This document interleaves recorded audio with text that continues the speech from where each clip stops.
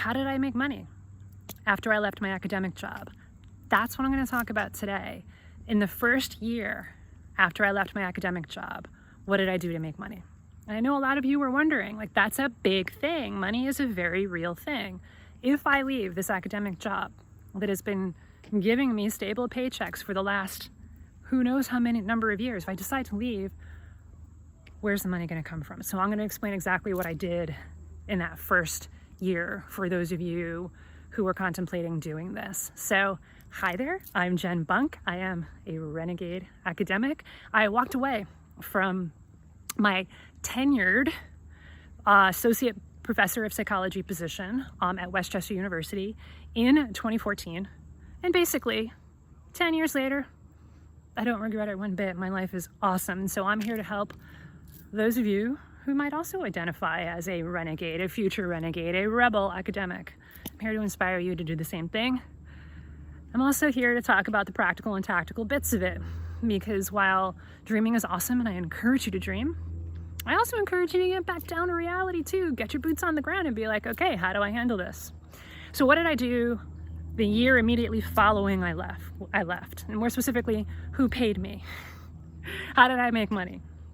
Well, Westchester University of Pennsylvania paid me. Here's how that works. So this is the same university that I had been working for the previous almost 10 years.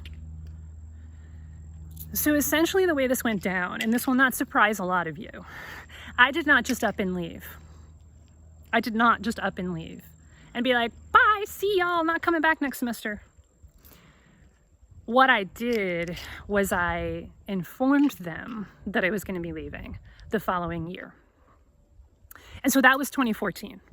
When I informed, I basically only need to tell like 2 people and then everybody else found out. So if you're wondering, by the way, how does this work? Like, who do I tell? I told the department chair and maybe one other person, and then by the following 2 days, like, everyone else knew.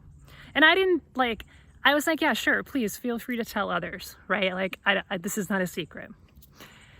There was a period before that where I was talking with some trusted faculty members, some outside of my department, that I said, please keep this in confidence, but I'm thinking about doing it.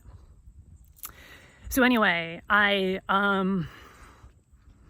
informed the department chair and some other folks in 2014. This next year is going to be my last year. And so then that way they had time to hire and replace me. Not that I could be replaceable, but so that they can find somebody else in my area, which was, by the way, industrial organizational IO psychology.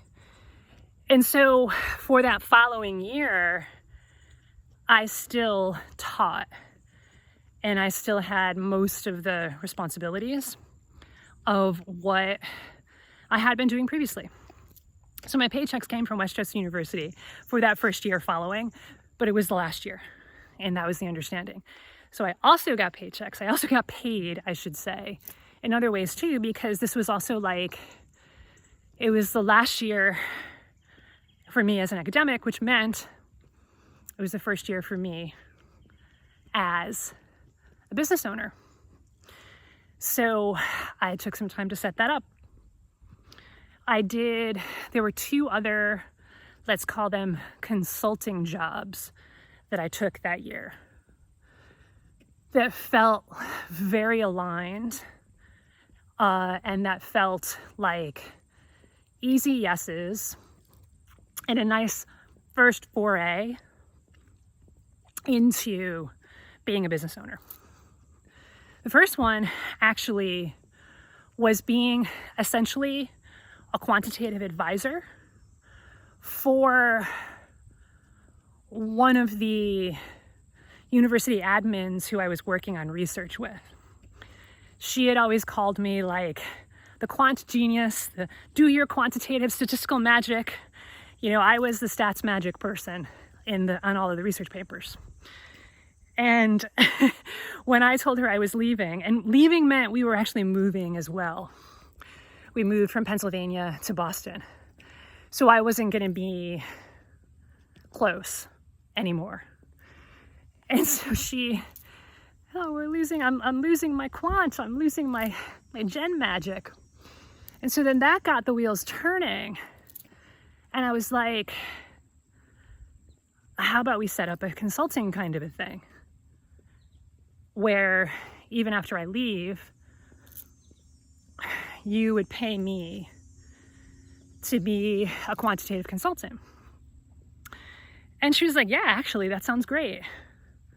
And we did that. And it was good money. Let's just say that. It was good money. It wasn't just a few $100s. It was way more than that. So then that was like, hey, yeah, I am worth this much. I am worth 4 figures, 5 figures as a consultant. And that was my first validation, is that.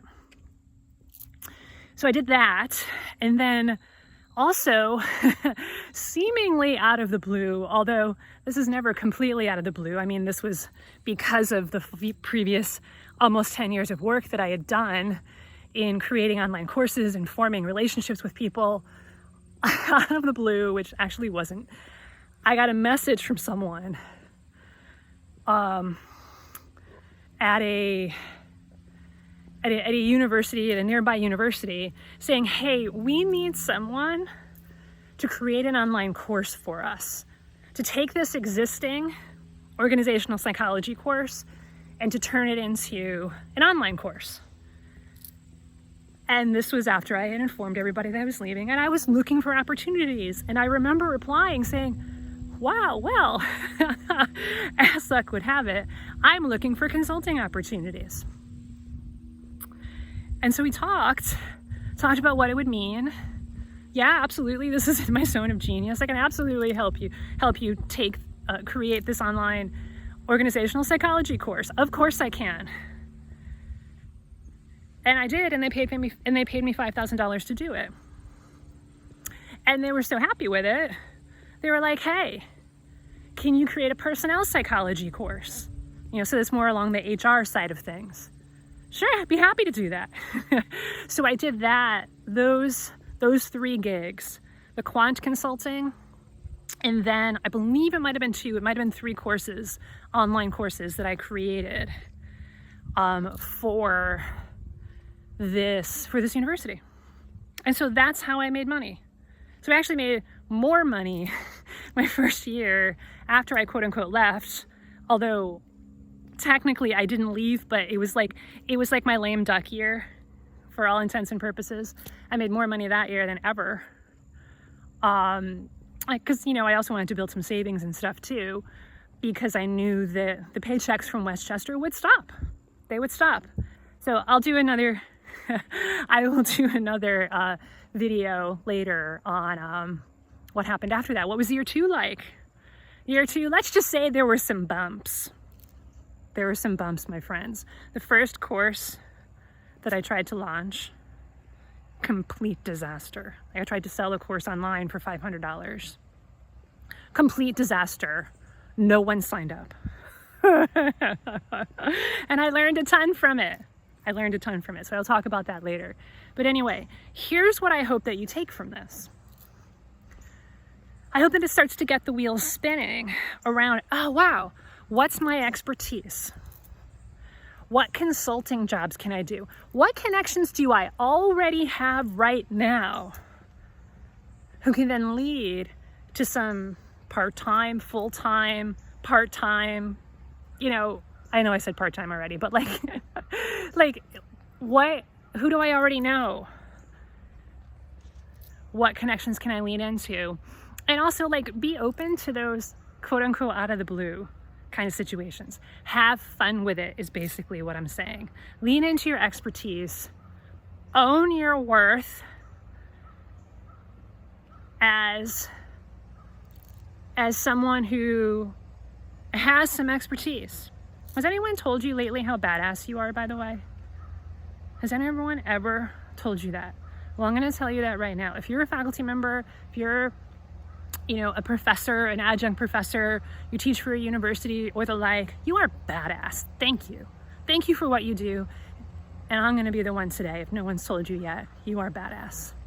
And yeah, it's absolutely possible to leave if you want to, if it's no longer feeling like it's for you. All right, folks, until next time, take care.